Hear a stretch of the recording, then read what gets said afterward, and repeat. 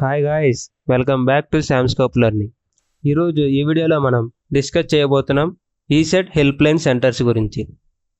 So first point వచ్చేసి government help line సెంటర్స్ని ఎందుకు ప్రొవైడ్ చేస్తుంది అండ్ ఏపీ ఈసెట్ 2024లో హెల్ప్ లైన్ సెంటర్స్ ఎన్ని ఉన్నాయి.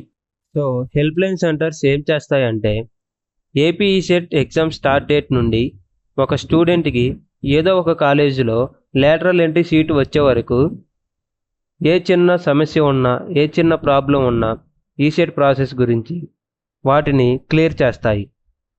సో ప్రజెంట్ సిచ్యువేషన్ గురించి మాట్లాడుకుంటే ఈసెట్ కౌన్సిలింగ్ అనేది స్టార్ట్ అవ్వబోతుంది.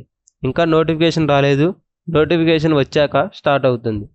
సో ఈ ఈసెట్ కౌన్సిలింగ్ ప్రాసెస్లో ఏ సమస్య వచ్చినా కానీ మీరు మీ దగ్గరలో ఉన్న హెల్ప్ లైన్ సెంటర్స్కి వెళ్తే వాళ్ళు మీ ప్రాబ్లమ్ని సాల్వ్ చేసేస్తారు.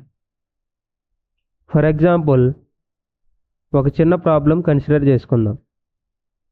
నేను కౌన్సిలింగ్లో ఫస్ట్ స్టెప్గా ఫీ పేమెంట్ చేస్తున్నాను.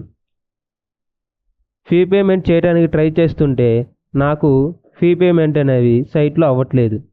సో నేను నా దగ్గరలో ఉన్న హెల్ప్ లైన్ సెంటర్కి వెళ్ళి ఈ ప్రాబ్లమ్ని వాళ్ళకి ఇన్ఫామ్ చేస్తే వాళ్ళు నా ఫీ పేమెంట్ని సక్సెస్ చేస్తారు. సో ఇలాగే మీకు డాక్యుమెంట్స్ అడ్మిషన్లో ప్రాబ్లం వచ్చినా, లేదా వెబ్ ఆప్షన్స్లో ప్రాబ్లం వచ్చినా, లేదు ఇంకా ఈసెట్ గురించి ఏమైనా తెలుసుకోవాలనుకుంటున్నా మీరు వెంటనే హెల్ప్ లైన్ సెంటర్కి వెళ్ళి అడగొచ్చు. మీకు ఏ చిన్న డౌట్ ఉన్నా కూడా వాళ్ళు క్లియర్ చేస్తారు. So help line centers main aim వచ్చేసి స్టూడెంట్స్కి ఏపీ ఈసెట్ ప్రాసెస్లో హెల్ప్ చేయటమే. సో ఇది గాయ్స్ హెల్ప్ లైన్ సెంటర్స్ గురించి. నేను ఇప్పుడు ఏపీ ఈసెట్ 2024 హెల్ప్ లైన్ సెంటర్స్ని డిస్ప్లే చేస్తాను. మీకు దగ్గరలో ఏ సెంటర్ ఉందో చెక్ చేసుకోండి. సో మీకు ఏపీ ఈసెట్ ప్రాసెస్ గురించి ఏ చిన్న డౌట్ ఉన్నా కూడా మీరు హెల్ప్ లైన్ సెంటర్ని సంప్రదించవచ్చు. So that's it for today. Thanks for watching. ఈ వీడియో కనుక మీకు ఇన్ఫర్మేటివ్గా అనిపిస్తే లైక్ చేయండి, షేర్ చేయండి and subscribe to my channel.